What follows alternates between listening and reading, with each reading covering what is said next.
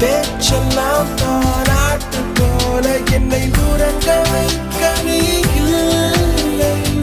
தினமும் ஒரு முத்தம் தந்து காலை காஃபி கொடுக்க நீ இல்லை. இழுகில் வரும் தூசி தன்னை நாவல் எடுக்க நீ இங்கு இல்லை. மனத்தில் எழும் குழப்பம் தன்னை தீர்க்க நீ எங்கே இல்லை. நான் இங்கே நீயும் அங்கே இந்த தனிமையில் நிமிஷங்கள் வருஷமானதேனோ.